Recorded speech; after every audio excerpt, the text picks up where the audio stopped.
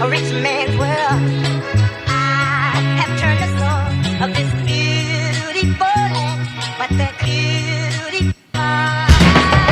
a rich man's world.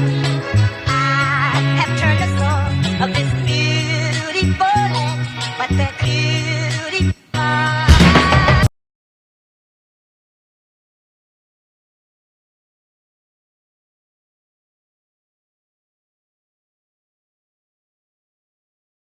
A rich man's world. I have turned the soul of this beautiful land, but that beauty.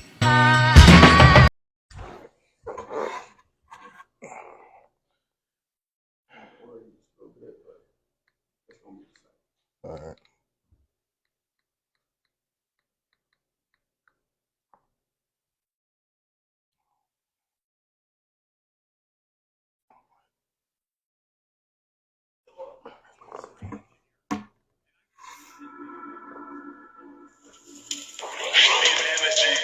I know you're with me, Jesus. I saw my mom and daddy live by the witness, Jesus. Turn up the headphones for me. Yeah. Oh, what you? Yeah, what you mean? Yeah. Hey, living in different seasons. I got a million reasons. I saw my mom and dad making the way in the trenches. I'm never walking alone. Got angels by the leaves. I spring up when I fall. I made it through the seasons. Break through the city. Hit up Tony for the plug. You know I'm independent. I talk my talk around these numbers. I'm in the field. It ain't no cabin in the four seasons.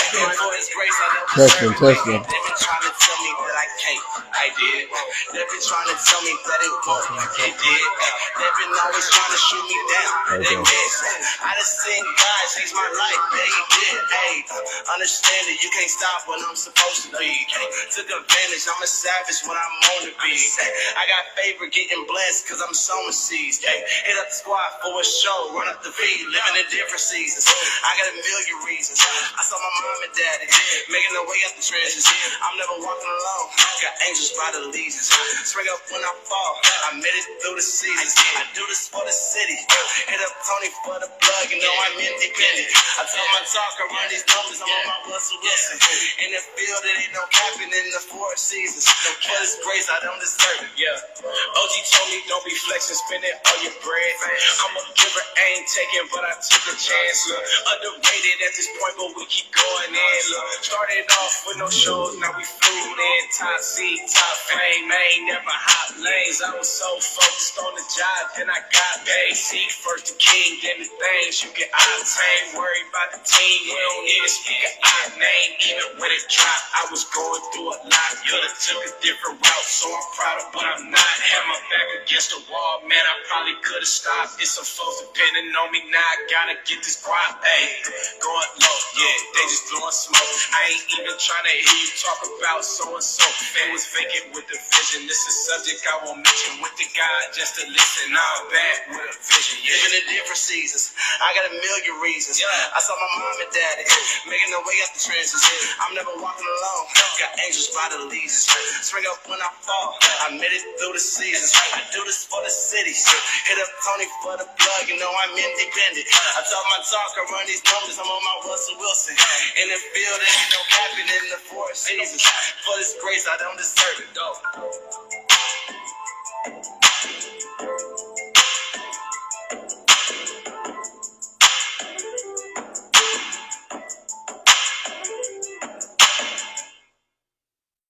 Okay. Welcome. Welcome to the Wilson Hour Show. I'm your host, Michael Phelps from the Wilson Hour Show. As I always state, Wilson Hours is a community group, and we base everything off of communication, education. We talk about problems as we talk about solutions. Like I said before, I'm Michael Phelps from the Wilson Hour Show. I'll let the Kings introduce themselves. Michael Barnes. Jeremy Carlisle. Okay. We get the topic going here. Today's topic, as we're going to compare our lives to four seasons. Those four seasons are going to be summer, autumn, winter, and spring. We're going to talk about the good, bad, the ugly as we experience life. Things that occur that are good and things that occur that are bad. We're going to start with the summer. Okay. Summer includes times of long and positive but dangerous action from our youth, due to the heat or because we have more sunlight and we're typically out later which are led by high temperaments. It also leads to violence, but most of the time we are relaxed and immersed in pleasurable experiences such as having a barbecue with family and friends and enjoying the beautiful sunset, hanging out at the parks and going to beaches and doing more outside activities. These are the times when it is easy to cultivate and savor positive emotions and time in building positive relationships. Yeah.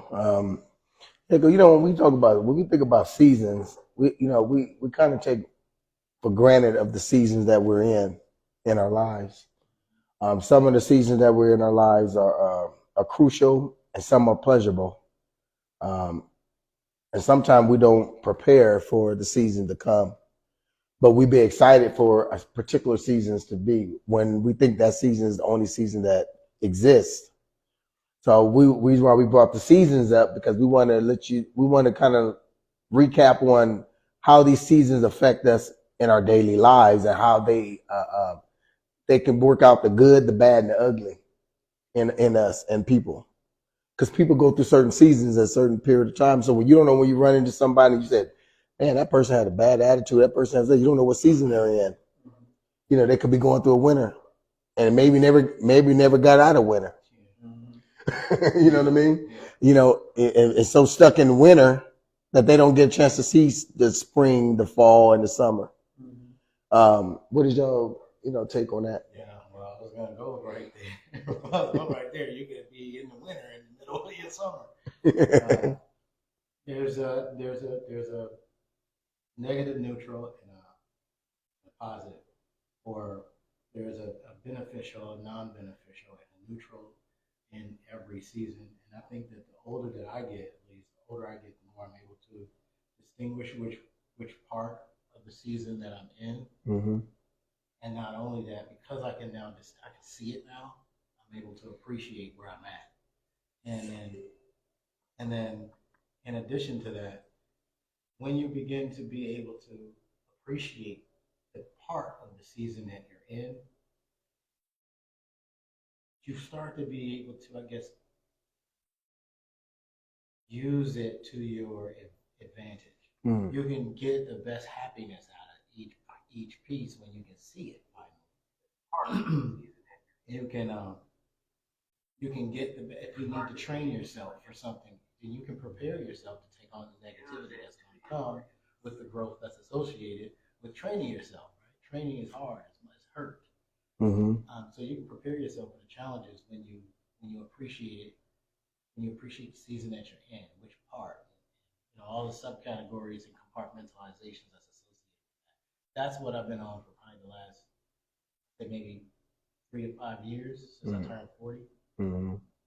I can see, which is incredible, and I'm playing with the levers and the switches and everything like that in a way that I never had before. Mm. That's what I think about when you introduced the topic to me. Like, I can go anywhere with that, right? Yeah. What do you think about this when you look at season? Because we're gonna get into summer. I was just trying to break down the seasons from everybody's philosophy. Yeah, I mean, I guess when I think of seasons, it's just you're at different places in your life. Ups, downs. Rights, lefts, twists and turns, on the forks in the road. All those things, can be applicable to seasons.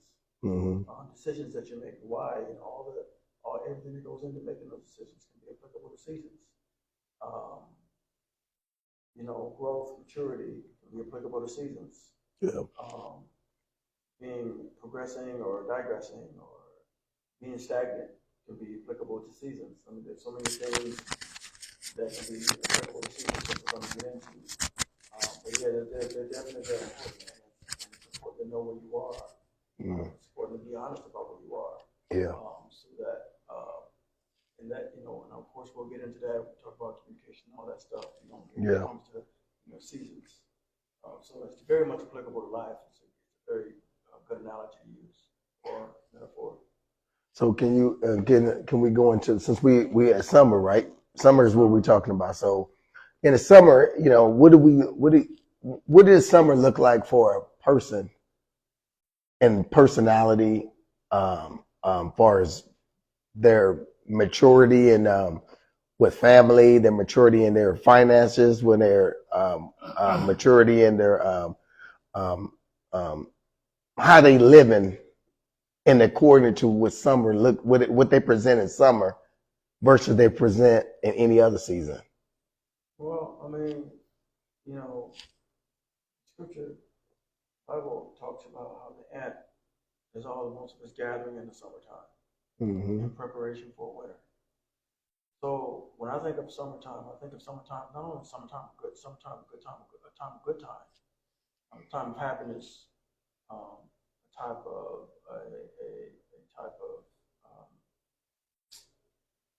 coming into riches or coming into greater things in life. Yeah. Happiness. I mean, when I think of summer, I know like right now, when I think of summer, most people think, okay, well, time to take shirts off, dress down, pull the shorts out, everybody wants to get ready for the summer. Yeah. But and most people think of summer as a time to relax because when as we were raised, as children, that's what we thought about school. School meant, summer school, we're out for the summer. It means that's a time of rest. But that is backwards. Yeah. In my mind, it's backwards because it really should be a time of preparation. Because after summer, winter's not too far around the corner. So really, you ought to spend most of your summer preparing for what is to come. Yes. If that makes sense. Oh yeah. Now, I interpret the summer symbolically. Just as a designer, my symbols pop up. So fire is associated with summer, or the sun itself is associated with summer, and high spirits is associated with high vibrations, high, a lot of activity. The physical aspect of the human experience is associated with summer in my mind. And so growth is associated with summer. You'll see, like to use your analogy a little bit, when the school is out, the next time the school comes in, people are taller, bigger, whatever stuff happens over the summer that on the physical level that becomes obvious for the things that we were doing in the other seasons. I think that's how I think about summer. I think about it in association with symbols, and I read the symbols to be able to tell what's going on with the people. A lot of the going out and coming in contact with each other, and therefore a lot of the activity in the hood or whatever, that's all going on, mainly in the summer because it's the most active or physically active on the physical level time of the year. So if you take a person who say it is literally winter, but they're in their summer season of their life, the next time you see them, they could have gotten so many things done that by the time it becomes actually summer, they could simply be in their winter because they have already retrieved or harvested everything from the last time they transitioned. I think that's what happens a lot of time. It doesn't really matter what literal season that you're in. It depends on what you have been doing, what you have been preparing for, what you have been building while you were in your winter. Yeah. So next time you see them, then they could be up or they could be down, and it's a telltale sign of what kind of season That's kind of like a summer. You know, and when I was looking at some of the activities that goes on in summer, summer is a time where um, you're able to get outdoors and hang out with family, barbecues, picnics, um, carnivals, and you're able to take your kids out to see more different things, to see different things. Um, but we also got to remember that summer is a time where temperament is at its lowest. Um, Jealousy and envy is at its highest. Because some people are jealous of other people because some women have the physique versus someone who doesn't. Then you got those who has the fanciest cars. They bring they bringing their cars out. So everybody's trying to compete. Yeah. So competition gets higher in the summer. So in that competition and in that time during summer, the heat glares down, beams down on them, and it causes irritation. So people are irritable. So then plus they indulge in substances that doesn't mix well with heat and with the temperament. So it causes a lot of violence. But summer is a great time because it is a time for laughter. Is a time for but then there's a time for crying too. Because you hear a lot of laughter in the summer, but then you hear a lot of crying in the summer too. So one day you hanging out with your cousins and everything. Next you know, one of your cousins just lost his life for senseless violence in the summer. And that's because we don't prepare properly for the idea of what is expected out of the summer. Because if you prepare for the idea of what is expected in the summer, your kids is at harm because they're gonna go out and they're gonna be out all hours of the night. They're going to parties. They drinking and stuff. You know. If you prepare for it, you're gonna get if the idea of the summer is a period of hyper growth, and you prepare for that, sky is the limit. Mm-hmm. You can direct some of this energy, especially and in particular if you prepare for it. You have to be in tune. And you have to be paying attention to the things that are going on around you, and you have to target which thing you want to grow. Is it you that needs to grow? How? In what way? Or is it your kids, or that you want to grow? Is it your entire family that you want to grow? So if you prepare in such a way, you want your whole family to elevate, say financially or something. Then when it was winter, you were having meetings, and when it was spring, you were getting addresses and phone numbers, collecting your data, putting things in place, and being able to get ready to push that button because that hyper growth is coming, right? We use similar terminology in the finance fields too, and you can prepare for that hyper growth, where when that summer period comes along, that summer period of time comes along, you can anticipate your growth. Yeah. This is that adage that we say where you can, if you can prepare yourself for failure, then you can prepare yourself for success as well. Mm-hmm. Okay, I got a couple comments. William Dorch, hey, what's up, famo? He said, what's up, cuz? What's up, cuz? Then he said, some people is jealous just because of someone's happiness. Then he said, what's the topic today? It should be on the top there, but I don't know why it's never on there. Can you read him the topic again? Topic: how can we compare 4 seasons to our personal lives as we deal with the good, the bad, and the ugly when things are good or things are bad? You know, and we was on summer, fam. We was talking about the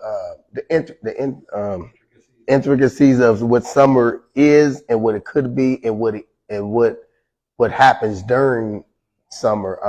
That's the bad, or that's the good. Yes. We just came from. Yes. The bad would be not preparing.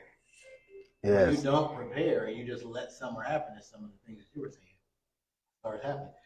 If you don't put real guardrails around, say, a plant, a garden, it's going to grow however the hell it's going to grow. Yes. It's going to do whatever it's going to do. And we are simply, I mean, when you really break it down, we're really, human beings are just plants that came from the earth. Yeah. And we're just going to do, and you watch the activity in the summer, it's really just a bunch of random stuff. It's because there's no guardrails around what we're doing. Yeah, nobody's got it. That's for people with no focus. Exactly. Yes. People with no focus are all over the place. People Yes. with focus are getting things done. Yes. So you're either one of focus or you're one of someone who's not focused. Mm-hmm. But oftentimes it's during the summer that people make business deals. Yes, sir. People are running around and playing golf and doing all that stuff. Why? Because wintertime you can't do any of that. Yes. Okay, those things are limited in Mm-hmm. wintertime. So in the summer you try to get all that stuff done in the summertime. Mm-hmm. People are going to libraries. People are doing research. It's a lot easier to get around. You have to drive from here to there, and not have to worry about sliding around, have to worry about ice, have to worry about it being too cold. Warm your car up. Warm your car. All those things. I mean, summer is like woo. The weather is nice. You wake up in the morning, it's like 70 degrees. You wake up in the morning, you're ready to go. Mm-hmm. But when it's winter, below zero, where do you want to go? In front of the heater, in front of the fireplace. Yeah, and your mind. It's like sometimes it's so cold, your mind just like freezes and shuts down because you're just cold, and so you think about just being cold. So summer is a very important time of getting things done. Yeah. Very important time of focus. There's increase during that time. And you know what I think summer is like too? There's the thing that families don't, and a lot of times we don't recognize and identify. Summer is like, and this is my opinion and my opinion alone.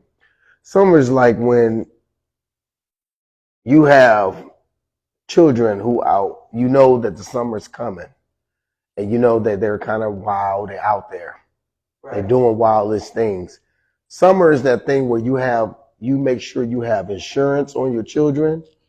You have insurance on your car, because people as they do in the winter, you have accidents, but in the summer you have just as many accidents, if not more, because people think they can zip, cut or run a stop sign or whatever, because they always seem like they got to get somewhere where they ain't got to go nowhere. And they going nowhere. They drive past you to try to go somewhere that they ain't going nowhere. You know what I mean? So and there's a lot of impatience, there's a lot of road rage during the summer. So but if you was the type that said, I got to make sure that I have insurance, and then when something happened, you don't have to be in this winter mindset where you are depressed in a cold state. You're in this wet, and it's just dreary. You have to try to figure out how to get this thing taken care of. Everybody don't have it. And I seen that a lot. I see a lot of that in the summer, because you see a lot of people standing on corners begging for money to bury people, because they didn't prepare for the summer. They didn't prepare for the winter. The summer, which a winter drought came in through mindsets. Through personality, through characteristics. That's interesting, right there. Because you know what I mean. We're in the summer, but you're not prepared for it because you're still in the winter. Well, the thing is that because we'll get to winter, but winter is a time of need. Winter is a time of without. Yeah. Summer is a time of plenty. Yeah. It's the time to collect. In other words, what you're saying is like if you go to funerals or things like that to have insurance. That's the very idea or the very premise behind the worker ant. Mm-hmm. Gathers in the summertime. And the bears, yeah. You gather, you prepare, you get insurance, you do all the things you need to do when there's no trouble. Because winter is a metaphor can be used as a metaphor for trouble. Yes. When trouble comes, when cold times come, when a time of need comes, you're ill prepared. Yeah. So if you had to spend all of your time playing around, being unfocused, sitting down at the beach, running up and down the street, and not taking hot girls and hot men summers, vacations, and not using that time to prepare adequately, when the winter finally shows up, and it will, because in the winter everything dies.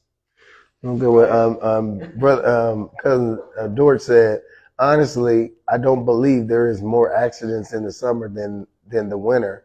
Understand the theory, but I also understand the ice.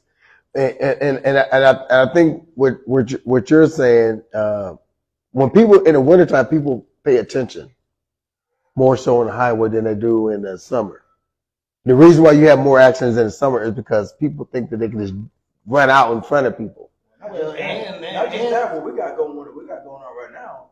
You see in the news, people are driving in excess of 100 miles an hour. Yes, and people speeding. They're killing people. I mean, it's like fatality. Yes. There's more people. There's just more people out. Yeah, period, on the street. The more people there are, the more likelihood it is you're gonna bump into somebody. And people on their phone. You gotta add in too, fam. You gotta add in people on their phone trying to drive and text and do all kind of stuff. Versus in the wintertime, they know they driving on snow. They're gonna be a little bit more cautious. People are more apt to stay in the house in the winter. Yes. In the summertime, they bring their butts out. They're going to the bars. They're doing all this stuff. They're drinking. They're driving. They're doing all these kind of crazy things, and all of that contributes. Yes. All of that contributes. Yes, driving impaired, and you know. You're a little bit more. Oh, that's ice. Yeah. But first of all, it's cold. And that's ice. Yes. I don't feel like going out into that because through that cold, man, it's like. I'm not gonna wreck my brand new car out there driving. You know what I mean? So more people don't want to drive. They do less driving than they want to do driving. Now, don't take it out. People do slide and hit. There is accident. So we are saying there is accidents. But what I'm saying, but there's a lot of accidents for previous accidents because people are not paying attention. People are just running lights, or they on their phone, and more deaths. Accidents, and stuff like that. Yeah, I guess I would say, in talking about that, people are more careless in the summertime than they are. Yes, they are. So, because people take advantage of. They think because the street, just like remember, yeah, you remember when people thought because it was dry, but it was black ice, right? And they would drive and speed, and then learn, and they hit a guardrail or whatever. So there's a lot of avalanche in that, not trying to say, we don't know the note, we don't know the statistics or which one gets the most, but just from my observation, what I've been seeing, I see more accidents in the summer and in the summer than I do in the winter. But I'm pretty sure it depends on what state, it depends on, cause some states don't know how to deal with winter. When they get a little bit of ice, they shut the whole town down. So, and then he said, I drive school bus, so I got to hear that all the time. But still, in the summertime, I never seen 20 car pile up on one spot. He said the black ice. Oh my God! I said, yeah. Okay, hold on. Now here it is. Okay, he's about to read the stats, cuz. It says summer is the most dangerous season for car accidents in the United States, despite the common belief that winter is more dangerous. Because people are more alert in winter. They're scared to drive fast. Now, you do have those guys who got some big trucks that think they got some big wheels and they can just speed through there. You got those guys, but in the summer, in the summertime, you going 70 miles per hour, bumper to bumper, and people just make a bad decision. You know what I mean? Right. It's basically some of the accidents are caused by bad decisions. Right. You know what I mean? That's what I would have to say on that one. It says the Insurance Institute for Highway Safety reports that traffic fatalities are highest in the summer months of June, July, and August, and lowest in the winter months, that is January and February. There's some statistics right there, fam. So, like I said, oh man, it goes into it. Here it is. More traffic. There's more traffic in general, and more people are pulling trailers and RVs and boats, other summer toys. Drunk driving. There's more alcohol at summer parties, which increases the number of drunk drivers. Driver fatigue. The summer heat can lead to dehydration, driver fatigue, and can impact reaction time, attention span, and judgment. They think they can drive long distance, but you can't. Vehicle equipment failure. The summer heat can cause vehicle equipment failure, resulting in blowouts, disabled vehicles. Road construction. Teen drivers. I mean, come on, guys. And on and on and on. Yeah. He said, don't believe in the stats. That's your boy Trump going to win. But like I said, we can argue semantics and say no, there's no right or wrong in this situation. So, but I don't want to stay too far on that on driving because we talking about seasons. But like it's summertime. I mean, like I said, it's most people view it as a time of increase, but like I said, it should really be a time of preparation. Yes. To get ready for the coming seasons, which we can probably move to autumn. Yes. And when I let you read autumn, then I want to break autumn. I want to break the next intro one to get it. You can go ahead and read autumn. Okay. Autumn. We all can't stay on a high forever. Our moods level out, and this can be compared to the transition to autumn. Watching the sunny days change into dark and gloomy, however, the shedding of things is important, as well as seeing the array of beautiful leaves changing colors as watching green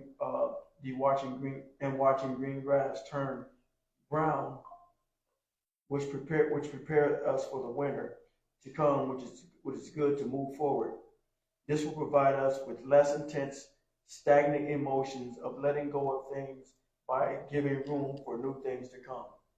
Yeah, because autumn is the time when you start the relationships. People start to in the summertime people leave their relationships too because of the competition. And all the skin is out, everything's out.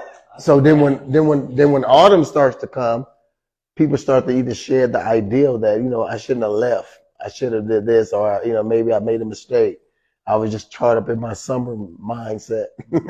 And you start to shed and you start to reflect on the things that left, or things you had let go of, or you had to let go of, or you have to let go of some things.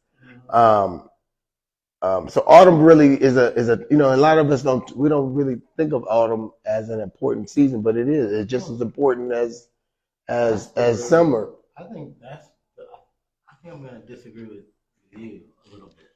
I think autumn is the death season, but it's at the same time it's your harvest. It's the harvest season too. Autumn ushers in change. Yes. Autumn is literally the season of death. You can see the death happening. Well, not necessarily. It's a transition. It's the in between. Autumn's like an in between. It's like, because notice what happens in the autumn as the weather starts to change a little bit, the leaves start to change color. It's the prettiest time of the year. Yeah. There's death happening. But what I'm saying is, it doesn't, just because it's happening, it doesn't mean it's happened. There's a difference, because it's a transition. It's like it's a time for change. It's a time for reassessing things. It's a time for growth. It's a time for it's almost like what we would call New Year's resolution. When people think about things, that's that transition. It's before we go into the new year, time of transition. I'm gonna do this different. I'm gonna do that different. I'm gonna do that different, right? That's interesting. So it's really it's the in between time. That's why it's towards because the first step is that the weather changes. You get cooler temperatures, right? Yeah. And then you start to notice that you start to have more rain. You start to get more rain, and then you start to notice the colors of the leaves of the trees change. And then eventually, as it gets closer and closer and closer to winter, then the leaves fall off. They start falling off, hit the ground, to the point, here's when death shows up. When all the trees are bare now. All the leaves are on the ground. Then what happens right after that? Your first frost. Yes. I don't know. I think it's where you see it on that scale. Yeah. I see fall as the season of death. It So is when you are seeing the things die. When winter is here, things are dead. So that is the opportunity. In terms of what the body does, the fall is when you took the medicine. Winter is the effects of the medicine. Spring is you're becoming healthy again. Summer is I'm healthy again.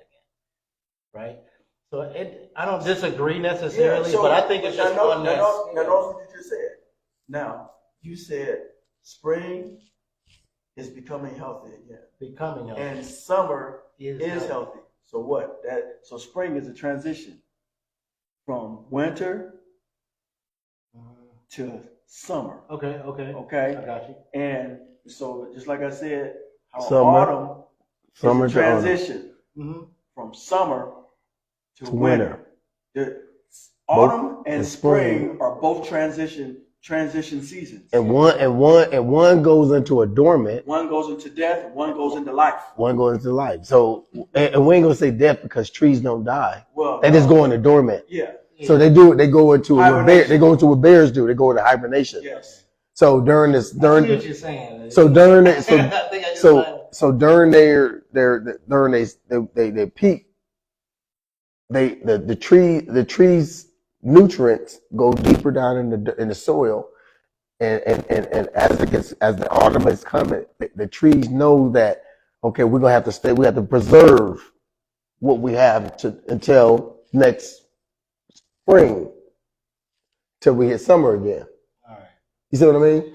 Yeah. So same thing with bears. We was talking about hibernation. Bears, they gather up a lot of food during the summer and during autumn because they know they gotta hibernate all winter. So they can't search for food in wintertime. There's not a whole lot out there. So they better get it in the summer. Yeah, and so then when spring comes, they got to eat a lot because the fishes are plentiful. The salmon comes out up the creek, so they have to pick up their weight. That's when they pick up their weight, and then they have to deal with the summer as it goes, and they have to scavenge or to get food during the summer. They have to fight more because they know that everything's gonna be plentiful, so they got a certain amount of time to eat to get it. Because the herd goes from one point to the next point, so they follow the herd. They do whatever they do. So it's all the same. So as we should take nature and understand that's how we should supposed to be living our lives. How we should move. We don't think like that because we've been conditioned. Yes. To think summertime means break time. Yes. Summertime should not mean break time. Summertime should be not your break time. The summertime is definitely not your break time. No. But break. because we're in a society where from kids we've been taught summertime means break. Yeah. Even teachers think the same thing. Why? Because teachers are off for the entire summer. Yeah. Right? But they teach all year. Remember how you were saying to me earlier about the business? The ebbs and flows of business don't even agree with summertime is the break time. Summertime is time to go and do your deals. Yeah. Go and right. And release your thing. Right. Cut the ribbon. Open the store. This is the. But smart teachers who know that because when they're out of school, they can't get unemployment. Do they get unemployment when they out because they don't get paid? When they typically go, I think they go and get other jobs, or they go get they work summer school. Other activities. Yeah. So they have to know they have to prepare for that. Prepare for that thing. Just like even like you work at a government job that gets paid once a month. Right. You have to prepare for you only get paid after once a month. You got to spread it out. Very similar in business. You have the 4 seasons. You might have more ups and more bell curves, ups and downs throughout the year, but I mean, based on your market, like if you're a person like a carpenter, you're going to very quickly learn when people are buying, Yes. stuff. Right. Yeah. You know when they're gonna when stores are gonna be buying stuff from you. Mm-hmm. You're gonna be learning when people buy stuff from the stores, right? And if they're buying stuff from the stores, you need to be making stuff on this. Exactly. This down curves. Right. So that's why the retail stores make more money during the wintertime because more people are sitting at home and they need things to entertain them. Cable and all this stuff makes a lot more money during the winter, during the colder seasons than they do in the hot summer. Because they out the house. Nobody's in the house. So people will cut their cable off until winter hit. You know what I mean? Or people will buy stuff for their kids, keep them entertained during the winter. You know, that's why they go broke on Christmas. Because they trying to entertain their children. You're really supposed to be buying Christmas stuff. Yeah. In the summer and the fall. Mm-hmm. So it's just things that we just got to look at it. You know, these seasons are important to our daily lives and how we, if we sat down and thought about some of these things in our lives, I think we'd be greater people. I think we'd be better people. I think that we just got to the point we're so accustomed to dealing with life as it comes. Oh yeah. And not as it goes. It's because we're not. Well, I mean, we've got a lot more pet luxuries today. We have the microwave, we have the elevator, we have the car, we have the airplane, we have all these things that make us comfortable. And so it's like taking us off key. Like even if it is just a 3-month period of time, Mm-hmm. that 3-month period of time typically has to it's coordinated with a season. So if you think about it, you're supposed to be buying your winter stuff at the top of fall when it's the cheapest. It's the cheapest when you don't need it. Yeah. Right? Yeah. So then you have it in preparation for when you do need it and when it gets cold and everything like that. Well, it took me to be exposed to 2 rich families to understand that very point that you're making right now, that preparation part. I had no idea that they were buying their winter stuff when it was hot in the summer. Yeah. Yeah, and then you buy your summer stuff in the winter. When it's winter. Yeah, I had no idea. Because why? Because that's when they want to get rid of all in the wintertime. They want to get rid of all the summer stuff. Cars. That's when you catch all your sales. Bruh. That's when you go do it. You know, in the summer, you know, if you're going into the summer, you know, you buy all your stuff in the winter, whatever. You know, it's always the opposite. Yeah. Because why? Because you got to catch that transition. Yeah. You got to catch that autumn. You got to catch that spring. And you know another thing that's important, you don't buy health insurance in the summer. You don't get it in the summer. You get it in the winter. Because the summer is when most deaths happen. Get the hell out of here. Yes, look it up. They get more deaths in the summer. People die of many causes. See, at home in the wintertime. I thought you would have that stat be higher in the winter. No, you talking about you talking about the same thing William was talking about because you're driving and you think the more accidents are prone in the winter. Well, no, more death happens in the summer because you're out there running, people jogging and having heat strokes, people doing more, and they have health issues. So it's more people dropping and falling in the winter in the summertime than they do in the winter. Now, what they do die in the wintertime, they do die of loneliness because in the winter, people go to the point of disconnect. They disconnect from people. Yeah. So when they go into this disconnect, you might find people being in their homes because they have not communicated. They don't connect with their families. They don't connect with nobody because they're in a state of hibernation. Yeah, Deep depression. The sun's not as out as much. Yeah. You don't get no vitamin D.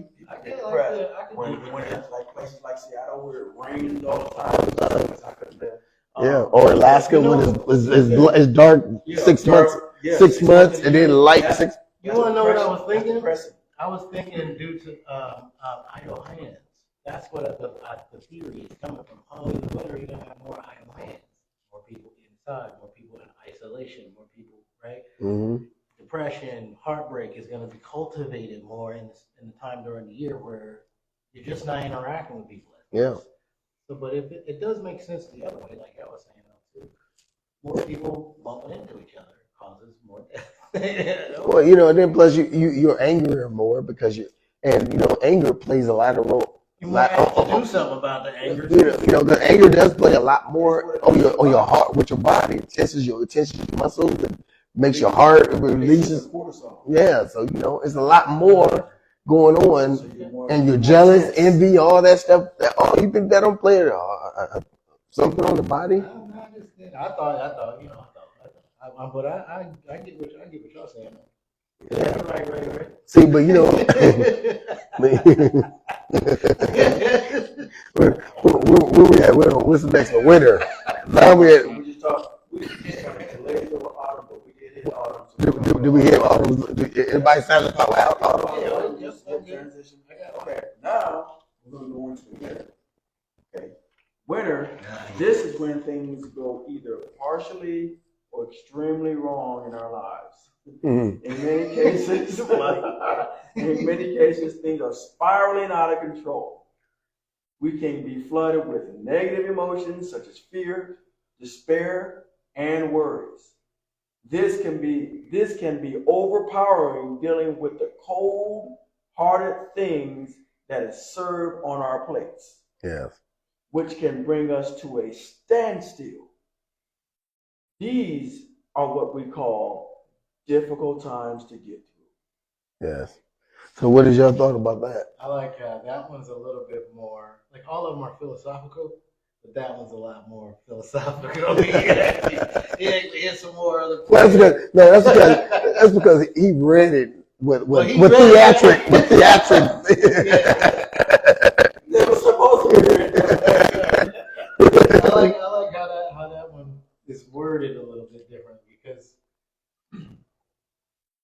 I see winter. Traditionally, I see winter as a healing period of time, right? I don't see it as a. It is the dead period of time, philosophically speaking. Mm-hmm. It is a healing period of time. My personal philosophy is: while we wait, we build. While we wait, we build. Waiting does not mean sitting still.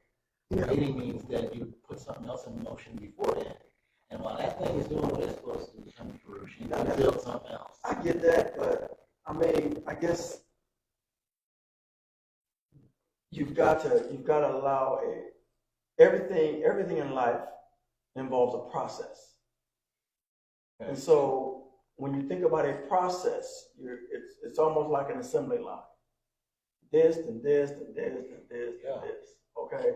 So when I think of winter, again, just like winter is a time of death, a time where things must die, a time where things must fall off. But like you said, it's also a time where things can go drastically wrong. Right? Because, and the reason why things can go drastically wrong, because oftentimes when you think about winter, metaphorically speaking or analogically speaking, you're talking about things that happened that weren't planned for. Yeah. So that's where things can go dramatically wrong, because if you haven't planned for it and yet it happens, then you're like, what do I do? What do I do? Yeah. What do I do? Okay. You know, because it's like, okay, things have to change. When you think about change is uncomfortable for anybody. Yes. Yeah. Okay, there's comfort in familiarity and there's discomfort when it comes to change. So winter brings what? Change. Man, the grass was green, the flowers were blooming, we had nice weather, it was warm outside, we could drive where we want, we could, we didn't have to have coats on and all this stuff. And then when you think about wintertime, dang. So in terms of like the virtues, then you would have virtues like desperation, you would have what was woe is me, you would have what am I thinking of? I'm thinking of isolation, desperation, despair. You would have uncomfortable realities hit, but I hit my rock bottom. Things like that is winter. Yeah. Well, let me read some comments here.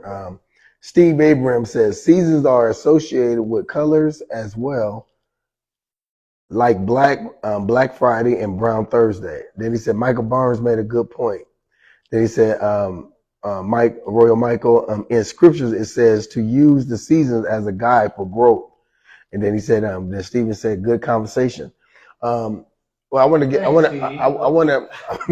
I want to get back. I want to get back to the winter from my perspective Okay. and my perspective alone. Okay. When I think of winter, I think of laziness. Want to lay up in your bed, cuddle. Um, uh, don't want to be bothered. Kind of want to. Kind of like going through a period of thinking. It takes you to a time where you start to think. You in your room. Excuse me, I just slipped on that, but you go through the thing where you start to think.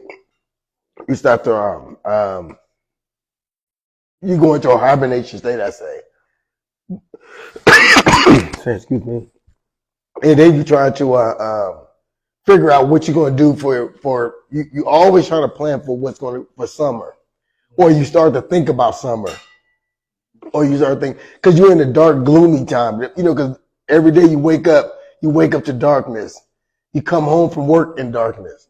You go to work at, 5 in the morning. It'd be light in the summer, but in the winter, it's dark.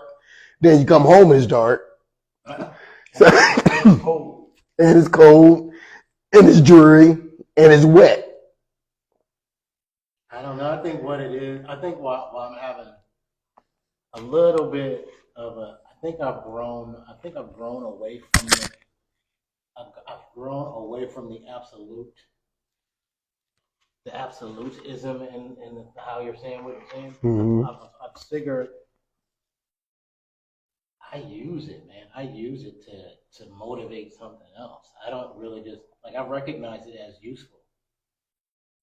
So you properly prepare to prevent poor performance. Yeah, like I learned to anticipate it now. Okay, that's winter. Well, yeah. That's So how can I use winter to accelerate what I'm doing? Okay, or from a dead start, can I create momentum out of a winter? Mm-hmm. You see what I'm saying? Mm-hmm. And so I don't know. Like I see the qualifications that are there, but I don't see uselessness in. Well, it's not uselessness. What you're saying is very applicable. We're saying the same thing to an extent. When we're talking about how things die, something must take its place. Yes. Or fulfill. Things don't die without something else taking its place. Or something fulfilling it. You see what I mean? Mm-hmm. So it's a quick transition. Okay, but it's uncomfortable. It's uncomfortable. Oh, yeah. It's uncomfortable to leave the comfortable. Yeah. So summer. There's comfort in summer because everything's cool. It's nice outside. Everybody wants to go out, right? Wintertime, you gotta think about things now. Yeah. Okay. You tend to plan out your trips. You're like, when you finally got to go out in that cold, like, okay, I'm only gonna do this once.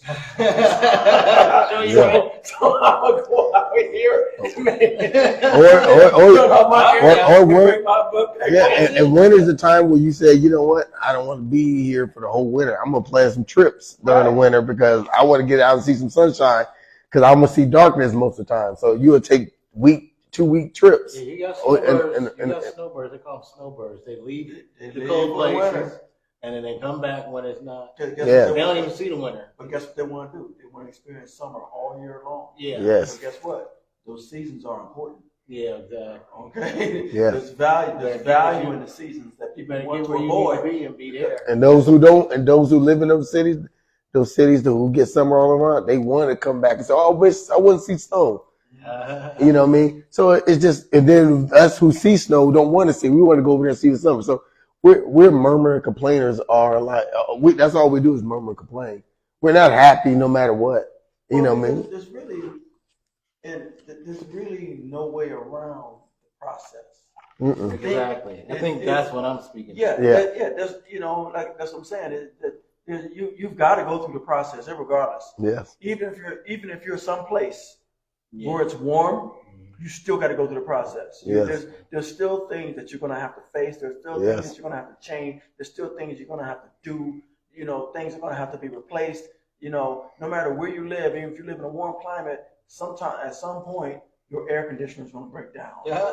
or or something, You might not get the snow, but you might get a hurricane. Exactly. You gonna get something. That's what I'm saying. You're going to have to deal with change no matter where you go. You're going to deal with the seasons, whether they're physical or emotional or mental. Yeah. You're going to deal with them. Or psychological. Or psychological. You're going to deal with them.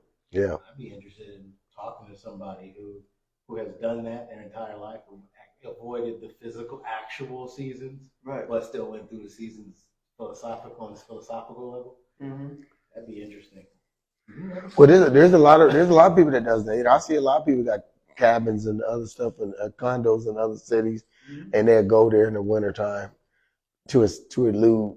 They don't leave the whole winter. They just leave for probably about a month or two. Come back. They leave before the snow hits, but I think but they properly prepare for that. But not everybody leaves for some reason. No, yeah, and some people leave. It's like, and this is my opinion. Some people leave for bragging rights. Oh yeah. How spoiled is that? So fucking spoiled. But I'm just saying. But you know what? People leave because I'm gonna tell you that happened. Remember I told you that time? We were snow blowing these big old sidewalks down there on our properties, and they sent out a memo saying that make sure you're out at 5 o'clock in the morning to make sure the sidewalks are clear. So the owners drove down to see if we were shoveling this. We was doing the sidewalks at 5 o'clock. He had his whole family in the car. I lie to you not. Whole family in the car. They throwing salami. They on their way out of town. On their way out of town. He just drove by and then said, "Oh, you're doing a good job. I just came to stop to see if y'all need anything to make sure y'all was out here doing it." And then he said, "Yeah, we on our way out of town for the winter." Bragging rights. Yeah. But guess what? We was sheep doing his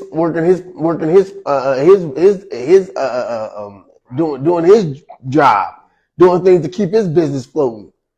And I said that when he said that to us, we all looked at each other like, man, that's just like a slap in the face. Yeah, you piece of shit. And his kids in the back throwing salami. They're warm. They talking about we getting out of here. We over there snow about this high, blowing snow. And he want to stop us just to let us know that he is going out of town. He's coming to check on us to make sure his money is going to be secure while he's gone for this month. That was a real piece of work, ain't it? That was, no, I'm serious. That's what he did. I like you not. And that was like a slap in my face. Like, man, that's that's. But he had that to the people that's working for you. Think about it. Huh? So why would you do that to the people that's working for you, though? People do the same thing even with having big houses. Do the same thing. Yes. They get these big houses with all these rooms. More than half of those rooms they don't even use. They just store junk in them. Yes. Why? Just to say they have a big house. Yes. Just to say we got all this property. I got 3 or 4 cars, and right? then and you don't even. You use one room. You spend all your time in one room, maybe 2 rooms. When you're in the kitchen, you're cooking. You're in the kitchen, you're in there for the time that you're cooking. You're in the living room. That's where most people spend most of their time watching TV. People really don't use dining rooms anymore, so people don't really eat dinner together like they used to. So dining rooms not really used like that. It's just a decorative piece. And then there's your bedroom. Yeah. Where you sleep. Yeah. You see what I mean? So the room that you probably use the most during the day, if you really thought about it, is your living room. The real estate person in me knows that it's the kitchen and the bathroom. Okay. That's where you spend the most time. Tell me why. Well, bathroom. Right. Because so how would you spend that much time in the bathroom? You just going there, either you taking a shower or you taking a crap. What? Yeah. Why would you spend most of your time in the bathroom during the day? I mean, there's hours. How many hours? So there's 24 hours in a day, right? Well, this is part of what prompted the master bedroom concept. Okay. Because if you're spending the more intimate time during the day, whether you're just a person that reads, whether you're a social media person, a lot of people are spending a lot of time in the bathroom just surfing social media. Sitting on the toilet. Right, remember? Or get off the pot. Yeah. That's what's doing it a lot of times. Sometimes it really is some kind of emergency. Sometimes it is a long bath. I don't even know people that take baths like that anymore, but there's still people doing it. The other thing is, like I said, with the master bedroom, you're spending a lot of time in the bedroom. and people start putting TVs in these spaces. True. Even in the kitchen. Yeah, they decorating their bedrooms like a living room So slash bedroom. So I guess the bedroom is the living room. Yeah. To your credit, though, it used to be the kitchen and the living room because we would all gather around food, or we would go be in the living room and watch TV. I didn't mean to assert contention. No. Or then you got people who create man caves or caves. They little spots they build. Caves. Yeah, so they can have their little spot that they like to go to get away from everybody else. Yeah, those too. That's how you sell houses, though. You sell houses based on you're not selling to the man, you're selling to the woman. If your kitchen is nice and your bathroom is nice, you'll sell the house every time. Everything else is extra. It's all about selling to the See, woman. I guess I don't do it that way, but I agree with you. Yeah. But I don't do that. That's not my value. Yeah. I don't.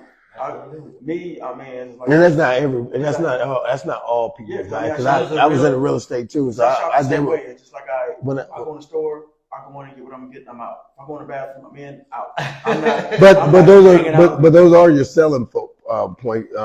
Most people when they do go into a unit, when I have to do inspections for units, most people the inspections that they wanted to make sure of when they purchase in the house is first thing they want to do is look at what the kitchen and bathroom. Those are the first eye catchers. But when it depends on if it's purchased a new property from an older property.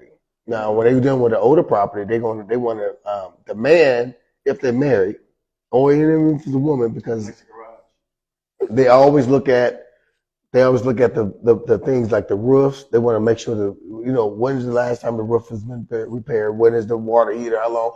Because they don't want to do the long. They don't want to make a purchase and have to turn around and have to purchase these things later on. Yeah, so those things are very important too. But to sell, in fact, the points are the kitchen and the bathrooms and the bedrooms and dining rooms and living room. It just depends on each person. But they don't really make dining rooms anymore. No, they don't. Well, they make little. They make dens. They have an open floor plan. Yes. Yeah. So it's not really. So really, it's not. You really don't have a dining room. You really don't have a living room. You have a space. You have a space. And they live an island in the middle of that space. Yes. So what I mean. But what they want to do is see how many people they can surround around that space. Yeah. So when around the island, they will always say, I can have parties and I can have people come right here. So they always look at that part. Still trying to furnish the whole. Well, they want you to be able to communicate from room to room. Yes. They're trying to furnish that whole idea. You can do yes. Where there's not walls dividing you. It's still trying to furnish the idea of family. Yes. It's just trying a different thing in a different area. Yeah. And everybody's different because, some people value different things. Some people, a man said, I'm not buying a house if I don't got a big basement and it's finished. Right. And that's his compromise, and him and her got a compromise. She might say, well, I want a room that I can make mine. So, I want to have a his and hers bathroom. It's just always that. There's always those things that you have those things. I don't want to use it because he's messy over there, and I want mine over here. So those are the selling factors in that, and that's just prepared. I don't want to assert contention. Well, no, it's just funny. We just went off subject a little bit, but it's okay. So anyway, back to the winter. It's. But to your point, it's a time for things to die, but it's also a time to put new things in place. Yeah. So, and we got to remember, winter is not always bad. No. Because all the snow that melts goes into the ground, which provides water for the spring. Yeah, what have you been doing with what I mean? thing for a long time? Don't you want that to die? Right? Yeah. They can die off already, so I can go to the next level. That's what change is. Yes, but you get to the next level without change. You have to let go of the old in order to get to the new. Exactly. That's how I'm trained now to think about it. Like, okay, it's time for the old, dirty, nasty, stupid stuff to go away. Yes. Cool. Make room for the new. Yeah. And winter's the time where you have to wear darker clothes, and a lot of people don't like that. Oh man, I like layers. People don't like darker clothes because they don't want to get in that water. That's slushy. You can't wear white in the winter time. Wear white. You know what I mean? You can if you want to, but You can, but White long. it won't stay white long. So so they constantly, so there's a lot of things about winter that people dislike and like. One thing they do like is you can go outside and sled. You can go outside and throw snowballs. You can go outside. The kids love it. Now the adults don't as much as the kids do because we got to get up early. Because at work, you in the summertime you can get up maybe 45 minutes late early versus you have to get up an hour to get up early in the winter because you got to warm your car up, you got to scrape the ice, you got to do there's a lot more preparation for winter preparation. So and sometimes you have to set your clock back some so you can get up earlier. So it's a lot of different things about winter that people don't like. And sometimes winter's about slowing things down. Yes. So it's just like because all the hustle and bustle of the summertime, kind of going. Yeah. And the wintertime kind of forces you to slow down because again, it's not very many people not on the streets like right now. Weather's nice. I mean, there's traffic going everywhere. Downtown, and people are out walking around. There's people parked everywhere and everything. People going out to eat, doing all this stuff. But when the wintertime, go downtown and see what you see. No, There's going to be a whole bunch of people out like that. No. People want to be in the house. Only ones that are properly prepared. Right. Yes. I mean, Yeah.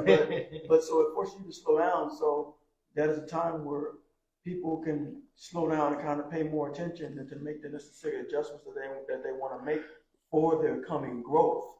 And one thing about winter, to be applied to a relationship. And you know another thing about winter, you don't see a lot of fights out in the winter either. No, it's too cold. It's too cold. Nobody wants to throw hands and break their hands shatter. So that so you got to remember a lot of the beef starts in the winter and ends up in the summer. Because everybody's out, and they hold that until the summer, and they can find you out and about in the summer, because you can't find them out in the winter. Everybody's hibernating. So and you usually hope they forget by the time. Well, we see a lot of relationships where guys kill other guys over women because in the wintertime, that's back in the day. That's when babies was being made. Because everybody's in the house. You know, one thing that's really funny about the winter too is like summer too. I would always, because I was like a science major in high school and then going into college. I always had this question in the back of my head that I would never ask anybody because I thought it was a weird question. And the question was, do human beings have a mating season like everybody else? And the older that I got, the more that I studied, it was like, of course we do. But you can't say it like that because we think we're above some arbitrary nature or something. Well, we got two mating seasons. We have a mating season. Our mating season is like between the fall and the winter. Yes, that's how come we call it coming season. But it's really just but in the summer they have a lot of promiscuous sex. Oh no! I'm not saying that sex is not happening, but I'm saying like the official mating season is between like the autumn and fall or autumn and spring, because then you're prepared. The people that are the next generation is preparing to go out during the spring into the summer and have frivolous sex, whatever. Well, it was a long time, probably about 15, 20 years, where I just wouldn't say anything to anybody because I thought it was weird. Mm-hmm. But it's not weird. It's natural as the grass grows. Anyway. Yeah, well, well, that's good. We learn about these seasons. But it's not cupping season. It's mating season. It ain't fun when a duck gets the gun. Man. So where we at now? We're in spring. Spring. I love spring. Here we are recovering from hardship of the difficult times we have just experienced in the winter of our lives. Just like plants that burst from the ground, we are beginning to recover and raise our head above the trauma. The shock of stress we have experienced during the cold We are excited to see sunlight again and rain to water back water us back to the green of summer. Now strong enough to look around and assess our situation and take inventory of what we shedded in autumn. This is a time of planting new seeds and getting rid of the old roots to see and handle new growth. That's pretty good. That's pretty good. So what do y'all think about that? I think Well, that's what spring is all about. Spring is about growth. Spring is about uh, promotion. Uh, Forgiveness. Spring is about bringing all the new things in. It's like moving into a new place. Mm-hmm. You know, I would put forgiveness in autumn. You didn't put down your deposit. Think you so? bought all your old furniture and you're moving all the new stuff in.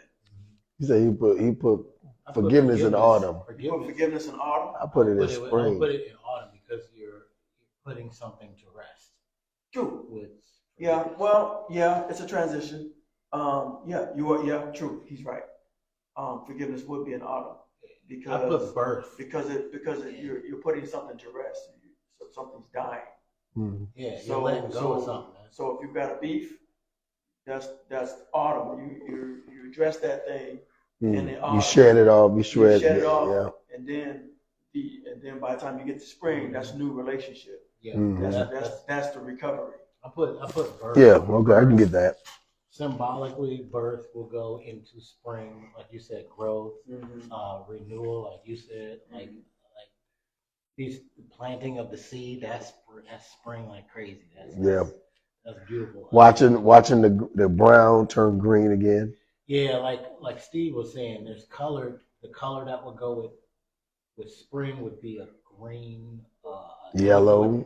No, it would go in terms of the chakras. It would be green. It would be pink. It would be a love. Love is green and pink, depending on. It's also a blue because there's communication situations that happen in spring. Things are starting to. I don't know. I would, I know how to. I would. Oh, continue. Yeah, I would put. What purple? That would be summer, wouldn't it? Summer would be purple. Purple is the end of summer. A regal royal. So we're red being summer. Beginning to the middle, and the bright red's in the middle. That's what I would do with that. See, these are things that we can compare. So we looked at all these seasons, and we looked at lives, and we looked at how to deal with people when they're in. How do you know when someone's in a certain particular season? For us analyzing all these seasons, how do you know when you? Because sometimes we misdiagnose and diagnose people because we don't know, we don't take the time to see what season that someone is in. Well, when you think about that, I got a good answer. Well, when you think, I'll just say this, then I'll let you go. I want you to talk. When you think about that, it's more of a matter of communication, asking that person where they are. But then there's a caveat. Sometimes people don't know where they are. So they may be in a season, but not have an understanding of the season in which they're in. So therefore, they may not even know why they're behaving the way they're behaving. So. Okay, so then I measure that. I measure it by spiritual, mental, emotional, physical. Starting from the physical, sometimes you got dudes that don't talk, that just act. They just do things. You can watch their actions to tell what season they're in. Emotional, when it's emotional male or a very emotional female, you can watch the things that they say, the things they profess. Sometimes people will bleed all over you, and their emotional stuff will be everywhere, right? You can look at the words that they choose, and you can align those words with a particular season. You can do that. Intellectually, if I'm, if I'm bothered by something, I'm talking. I'm going, well, the calculations, the math is not mathing, and the math, the calculator, there's something wrong. The compass is off. I noticed and then spiritually, what you'll have people that are in flux between, I'm not sure about my faith and God and things, and they'll be unsure in the faith space. So there's words that line up with each one of these categories: spiritual, mental, emotional, or physical. And how I'm able to tell is what color are those words associated with. When they use hate, I hate, oh, he's hot red, so he's on the lower chakra, so he's in his summer. You gotta be careful on that guy. He can accidentally get you in trouble because he's not going to be mentally in tune. He's just gonna do stuff. And if you close to him while he does some dumb stuff around the wrong people, that tells me exactly what I need to know, right? Mm-hmm. So the same thing happens on each one of the other fields for spiritual, mental, emotional, or physical. And I can gauge where you are in your season based on how you made me feel in it. Well, and I'm glad you brought that in because as we sit here and we hear people saying that it's ironic we can barely tell what the seasons are nowadays. So today it's like it's supposed to be spring, but it still seems like it's summer, or it's fall when it still feel like it's. I mean, when it's spring, it still feel like it's winter, or when it's fall, it still feel. When it's fall, it still feel like it's summer. We can barely tell what month we're in. The man-made thing. We can't tell what month we're in a lot of the time, but we can tell what season it is. Well, this is just the things that they always say. You know what I mean? Yeah, and so we always be like, man, damn, it's supposed to. It should be cold by it should be snowing right now. Remember a time we had like how many winters we had? We didn't have no snow. Oh, that was like 5 of them in a row. And 5 of them in a row, and everybody was like, "Oh man, we ain't got no snow." And so there's times where you can't tell, but it's the season for it. Mm-hmm. So what I'm saying, so when we dealing with our people, sometimes we think we know what season they're in. But they might not be in that season. They might be in a total different season. And when he go back to what my cousin said, he said communication. But as a common you don't know where they don't know how to communicate where they at themselves, because a lot of us don't even know who we are to know whose we are. So we're basically trying to figure out how to deal with one another through through our own understanding, as they say, own understanding, and we get caught in the middle of trying to figure out from our own understanding on how to deal with one another. And sometimes it can be like sandpaper. It can scratch the surface. It can scratch it so bad where it's either not repairable. Well, without that. When we start talking about communication or seasons of communication, oftentimes when you scratch the surface, communication is almost like an igniter. When someone starts and opens the door of communication, it starts as an igniter. But what? You mean I can talk to you? But in order for that fire to start, it takes the person on the other end to receive it. Yeah. Okay. So once that other person on the other end receives it, and they start to ignite, you start to ignite, they're going back and forth. You've got a fire. Now you've got communication. But sometimes you might ignite something, initiate a conversation that they don't want to engage in. So you've got the igniter, but you don't have a fire. Because the other person is not allowing you to ignite them into that communication, ignite them into that conversation. So what I'm saying is that it takes a deliberate willingness on both ends for that initial ignition to become a fire, so to speak. Okay, when you said it made me go back to, me being an engineer and knowing that doing heating and air conditioner. So basically, what you're saying that you got to pay attention to the flame sensor. Flame sensor, if it gets a little dirty, it won't allow it to ignite. It will come on, but it'll cut back off. Yes. It make that clicking noise, and then it would ignite fire, but then it just shut off real fast. Mm-hmm. So you have to go in and clean that flame sensor, and then sometimes the flame igniter can have a crack in it. It won't even glow to ignite the flame. because it's a small little crack. That means that could be anything that might be troubling to that person. Glasses is working. I got that message loud and clear. Because when we like when we was talking about when we talked about electricity. Yeah. There's two poles. Yeah. Yeah, remember there's two poles. Two poles sit like this. And you got a wire loop over to this pole to this pole.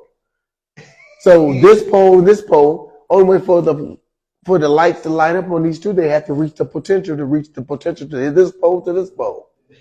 But if there's a blockage or broken wire inside of the conduit, you don't see the broken wire because the wire is covered in a sleeve in a conduit. So what you do, you like, man, I got to call somebody out to troubleshoot. So with the person, when they do the first thing, they got to troubleshoot. They got to figure out why it's not reaching its potential. You see what I mean? Yeah. So you have to go through and do all these tests and do all these things. But the first thing you want to do, you want to go to a source. The source is over here to find out if this power has come from the main power source to this pole, so this wire can get to this pole. Right. So you have to start with that main source. Mm-hmm. You see what I mean? Yeah. So, I see it. And this is the things that a lot of us have to pay attention. Same thing with water. Water's the same way. What's that? AC/DC 101. Yes. And then you got to understand you can lose amperage, you can lose volt. You got to remember amperage, voltage, and wattage is three different things. They're not the same. Yeah. So you have to understand that too in electricity. And PSIs, you got to understand on the PSIs, you got to understand the pressure, you got to understand the boiling points, you got to understand why chemicals mix together and create a vapor or create a gas. If those things ain't working, if your air conditioner outside ain't working and the compressor is not good, that means the oils is not mixing, they're not creating the vapor. And you got to look at the vapor glass and see if the vapor glass is getting it. If it's not, then that means that it's not producing the steam or the vapor or the gas, whatever you want to call it, to go through the line to make it freeze. So you are dealing with a lot of different things. So you have to really know how to troubleshoot. And that's what makes it good. That's why you have a voltmeter. Voltmeter is your best friend, they tell you. Once you learn how to learn your voltmeter, because your voltmeter is going to tell you if you ohms it, it's going to tell you if it's good or bad. So it's a lot of different variables in these things that we have to consider when we're dealing with people. So I'm looking at that when you was just both of y'all was saying it. I said, man, I'm seeing all these things going through my head. I'm like, damn, my education is really covered in here because I can see all this stuff going on. I can see the carpentry. I can see me grabbing a hammer when I really needed a screwdriver. you know what I mean? I'm saying as a person that does not dare touch electronics, I will blow your house up. I understood everything you said perfectly, right? Yeah. My training, they taught it to me. Mm-hmm. It ain't my thing. It ain't my bag. That's your bag. I got a golf clap you for that. But no, there's one thing that ain't my bag. Now, one thing, cars is not my bag, but I did learn one thing just previous. If your PSI is in your tire on your car, they all got to be regulated the same with the weight of what they tell you that the tire air is supposed to be. If one tire is down, do you know it pulls more gas out of your car? Yeah. And it slows up your speed? Yeah, crosses drag. So if you don't know these things, you would be lost in the sauce. Yeah. of understanding. Yeah. And you would do more harm to your vehicle. And so just that little bit of air, if it says 75 PSI, and you put only 65 in there, you lost 10 pounds over that. You could be causing yourself a problem. And you wonder why you keep burning gas. Yeah, but you understand, on that tire, there's always a max. Mm-hmm. In other words, that it doesn't necessarily mean that you have to have. But you don't have to have max amount of air in that tire. If you understand, there's a few things that putting a max amount of air can cause. Well, in the wintertime is different versus summer. Right. Well, in the wintertime, you're going to slide more. Yeah. But also, in the summertime, it's going to be a rougher ride. Yeah. And also, in the summertime, when you hit something, more than likely you're gonna have a blowout if you're at that max. You gotta let the air out. Then if you have that, Yeah. if you have a little cushion somewhere in the middle. Yeah, that's what. See, but everybody don't know this. See, this is now compare that to understanding And people 75 PSI. in their seasons. Mm-hmm. Compare that to understanding using that philosophy and knowing people in their season. Mm-hmm. Like you said, you don't want to give it the max Mm-hmm. because you want to have enough air so you can get the cushion if you did hit something. Right. You see what I mean? Right. Right. So these things are important. These are important topics. Oh yeah, I mean they're definitely important. But like I said, the key is not just being a hearer, but listening. Yes. Because you know, like what I always say is, people gonna hear because they got 2 ears inside their head unless they're deaf. But sometimes even when people do hear, they're still deaf because they're not hearing properly. But the key is listening, because when someone listens, then the goal is to try to understand what is being communicated. And so, you know, you're going to hear something because as the sound travels through your ear, it's going to vibrate those little hairs on the inside of your ear, which is what's considered sound. Yeah. But the mind is where the understanding takes place. It's a transmitter. So yeah. Right. So once it comes in, once you gather that information, okay, now I need to analyze, or I need to take apart and put back together what you just said, and bring about some kind of understanding in that. And then what's best for me to do in a communication with you, because if I'm trying to learn about you, the best thing for me to do is to check with you and say, hey, so is this what you're saying? Yeah. And you can say, yeah, this is what I'm saying. Oh, no, that's not what I'm saying. This is what I'm saying. Now what does that do? That helps that line of communication improve, because I'm asking questions. Because why? If I'm deliberate in the questions that I'm asking, it's because I want to understand your point of view. But if I don't give two craps about your point of view, I'm not going to ask you any questions. You're going to say what you're going to say, and I'm just going to go, yep, and go and run with it. And I may not have a proper understanding. You remember when we was going to Creighton? You remember when we was going to college, and in the psychology class, they told us that there's two people that's trying to communicate: the left hemisphere people and the right hemisphere people. Oh yeah, you got the creative brain and the logical brain. So I don't know if I agree with this anymore. You have to. You know about the creation brain? You know about I do. I subscribe to that for a long time. I think there's some more science.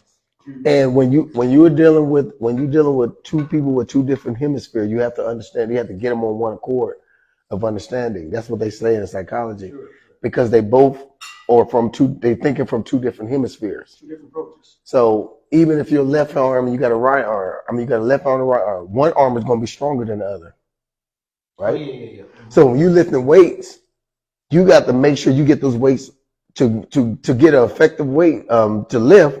You have to make sure them things stay balanced to get it up, to get what you want. If you want a bulk chest, if you want bulk arms, you got to make sure they balance at the same. If not, one is going to get bigger than the other, right? Yeah. So when we talk about communication amongst each other, sometimes we can be lifting when it's unbalanced. We can be talking unbalanced, and so therefore that's why we lose the conversation, because I ain't gonna mention no names, but some people don't know how to read a room when they start giving you information. They would just constantly just keep going and keep going and keep going and think they actually teaching you something when they lost you right in the beginning. But see, it's unbalanced, unequally yoked conversation, because therefore they thought that what they're saying is so potent to them that it's not, but they think it's potent to you. Right. Am I right? Yeah. So and that happens a lot in our community. There should be a subject on that too, by itself, because I used to be like this, and to some degree I still am. People that enter into a space and they teach, the way they talk is to teach something. Sometimes you can't talk like you're trying to teach, even if that's the thing you do day in and day out. You can't stop teaching. I had a conversation with somebody about that. Yeah, stop teaching. Sometimes it's okay to just talk, just talk, and not teach. Just don't teach nothing. But it's hard. Stop imputing. Yes. Stop giving information in a way that positions yourself as the authority on that topic. And that's hard for some people. Yes, it is. it It's is. hard for me. Because it's hard for me. Is it? Because, yes, because I'm a teacher. So Okay. I have to tell myself not to do that. Mm. I mean, I have to be consciously aware of not doing that. But when you make, I want to ask you a question. So when you're in a conversation with 5 kids, students here, and 2 of them has really got your attention, you can be going, you see these 2 really up into you, you can overlook the other 3 because you're looking at these 2 that's giving you what you want. How do you go back and how do you go ahead and have that conversation and really pay attention to the other 3? You lose it. Yeah. And that's what people do though. Yeah. That's how we lose. That's how we mess up. 100%. And I'll tell you this, I learned that as a child. I learned that because I sat in classrooms where that happened to me. Mm. Oh, so wow. Okay. because it happened to me, mm-hmm. I'm real careful about not doing that to others. Yeah. So as I'm talking, I always read the room and I look at people's eyes. Mm-hmm. I pay attention, very close attention to their body language. If I see that they're lost, I slow it down and I re-explain it a different way. Yeah. Mm-hmm. So that they can get caught up. Yes. I don't point them out. Yeah. Say, hey, it looks to me, it looks like you lost. You're not getting it. I don't do that. No. But what I do is I check. It's like just like when I talked about checking earlier. Hey, so this is what you're saying. I check with people, and even in conversation, it's like I'll say something, and if it looks like they're lost, I'll use a different word or I'll explain it a different way. And then when I see them connect, then I move on. Yeah. Because now I realize they've connected because their body language will say that they connected, or their eyes will say that they've connected, or whatever, because you have the other 2 that were doing this. That one that was lost is now doing this. Okay, now I know I can go. Mm-hmm. So and that's good. That's because you read the room. You can see him have the eureka moment. Yes. Yeah. Oh, okay, I get it now. Mm-hmm. Okay, now we can go. Yeah. Right. And you have to do that constantly. You know what I mean? This is funny. I was doing a speech over here at my job for all these elders, and they all mostly women. They bickering and fighting amongst each other, and the first thing I had to let them all know, because they all supposed to be religious women. And I had this first before because they kept saying her mic. I'm like, why are y'all bringing me into this conversation? So by me sitting there, I said, okay. I said, well, first let me say this. I said, because I have to say this. And I said, I know it's going to hurt a lot of young people's feelings. I said, but I have to let y'all know. I love Christ, but I hate the Christ in y'all. And they all looked and they was like, and I said, well, now let me explain why I said that. I said, because for y'all to say y'all representative, because all y'all talking about, I know my God is me. I know, I read, I know my Bible, I know this.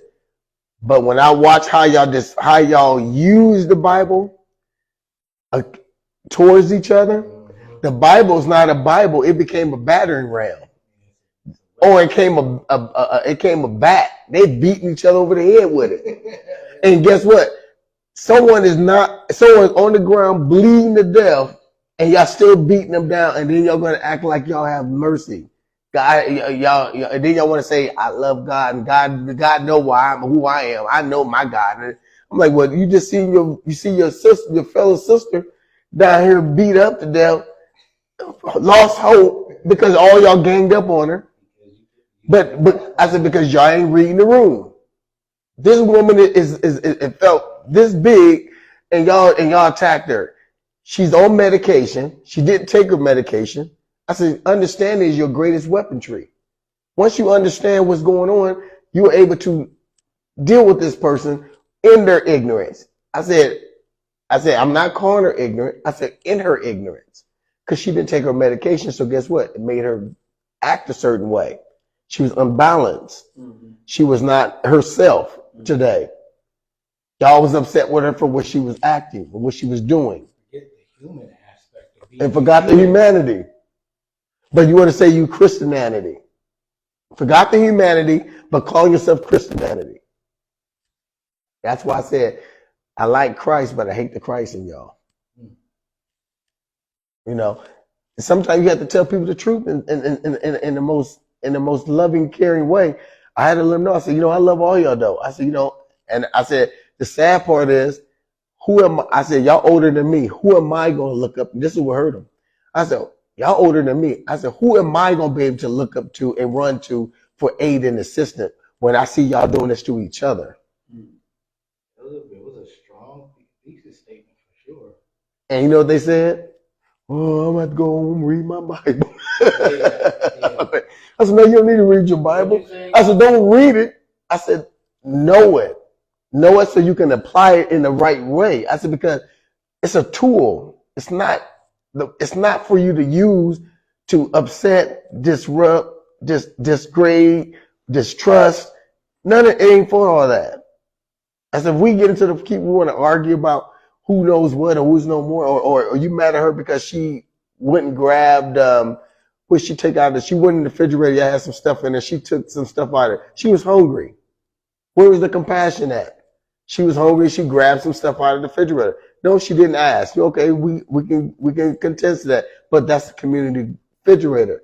Y'all put stuff in there. If it's yours, don't put it in the community refrigerator when you got an apartment. It's a tool, not a weapon.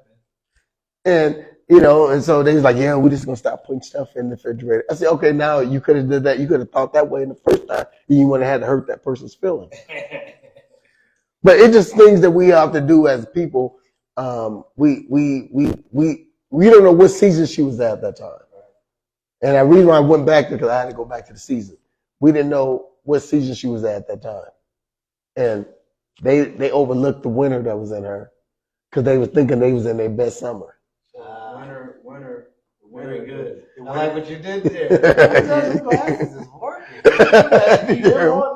winter that you're referring to was her time of need. Yes. Yes. And the summer that you were referring to was your time of increase. Yes. So, so as we kind of put all this together, summer is a time of increase, it's a time of preparation, a time of gathering, a time of getting ready. Autumn is a time of transition. Mm-hmm. For things transition into change, getting prepared for change to take place. Yes. We all at any given time can engage in autumn at any time in our lives, whether it be a relationship, whether it be a job, whether it be dealing with an addiction or something like that. Mm-hmm. We can all benefit from an autumn, a transition stage to the winter time, which is going to be a time of need or a time for things to die, almost like a reset. And then in preparation for the springtime, which is a time of growth. So you go from a time of things dying to a time of new things taking their place, living, manifesting themselves, where you become a new person, where you have an epiphany, where it's a time of harvest. It's a harvest time, and at any given time when we go through any of these seasons, it's important that we are deliberate about acknowledging and paying attention to what season that we're in, not only for our own benefit, so that we can grow, but also so that we can communicate to others what season that we're in, because it will help them better communicate with us. Yes. Yes. So that was just kind of how we kind of just tied all that together. You guys agree with that? Yes. Yes. Yes. Okay. Well, let's everybody give their final thought. Okay. Remember the concept that I mentioned earlier about spiritual, mental, emotional, and physical? I got that from looking at seasons. Nobody knows that until now. I just blabbed it. But that's where I came up with that format from, because life is going to imitate nature, and art is going to imitate life. So if I can map what nature is doing, which is essentially what humans are doing based on the 4 seasons, there's got to be 4. For a long time, I walked around thinking that there was just mental. No, I thought there was spirit, mental, and physical, or spiritual, mental, and physical. And I was like, there's something that's missing from the formula. There's something from the human experience that's missing. That at that time, I realized that I was completely neglecting the emotional aspect of the human experience. We are not people that don't experience emotions. We don't. Remember, I had contentions with that cliche: push emotions to the side. I took particular issues with this cliche because it didn't mean shit to me. It just didn't make any sense. Why, when every decision we make has some emotional attachment associated to it, and then every action that we take has an emotional impulse attached to it, why then would I relegate myself to ignore the emotional aspect of the experience that I'm having as a human being? That doesn't make any sense. And so then when I got to that point, I said, well, how silly of me would it be if I were to recognize that the emotional self is part of the human experience, and then to not make it as smart as I possibly could? How about I make the emotional competence on par with something else? Maybe the intellect. Maybe the team up between the intellectual self and the emotional self would give me some superpower. Maybe I can start willing things into existence, right? This is all predicated on watching the seasons. So this is why I was attracted to this topic today, and then it helped me explain some of the things that were happening this past week about listening to people and not being such a teacher to everybody. Maybe it's time to shut up and listen sometimes. Like really listen and really pay attention. Maybe when I'm listening to one of my guys out of my men's groups, I can't listen to them the same way I can listen to the women in my women's groups. They're gonna profess it a different way, man. They're gonna present it a different way. So that would be my final word. If you could take anything from from this pod, from me, take the fact that you have to constantly be in a learning mode yourself, and being in a learning mode means to self-assess constantly, because it's just going to make you better as you transition through your 4 seasons. There you go. I like the way you put that. And I guess one of the things that just kind of came to mind when you were saying that is when it comes to the seasons, the 4 seasons, you really have to be fluid. And what I mean by fluid is that physically we go through winter, we go through spring, we go through summer, we go through autumn. However, mentally, emotionally, those things can happen at any time. So that's what I mean by being fluid. And they're not going to necessarily happen in order. So, and because they don't necessarily happen in order, it becomes imperative or important that you pay close attention to yourself. So that, because your thoughts, believe it or not, or your interpretations of life or events in your life lead to emotions, which then lead to behaviors. So the better you get at paying attention and the more fluid you become at going in and out of any of those 4 seasons at any given time, and not looking for them to be exactly in order, the better off you're going to be. No, okay. I guess my final thoughts to add to the 4 seasons. I want to add 4 things. I call them the bodies. Somebody, everybody, nobody, and anybody can do something. Okay, here we go. But if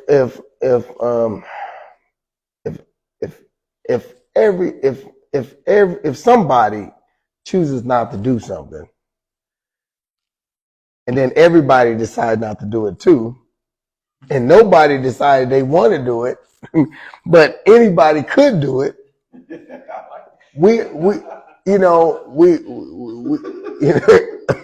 you know we can we these are the seasons, you know what I mean? We add those to the seasons, you know what I mean? The four bodies. We all have a choice to do something, but we chose. Someone said, "Well, it's his job." No, it's her job. No, it's everybody's job. Nobody can say they can't do it because we all can do it, but somebody's got to do it. But everybody said I can't do it. Anybody don't want to do it, so we sit up here having these big old debates. This is a community. This is why we're in the predicament that we're in. So we have to get out of this mindset, because just believe this: everybody can do it.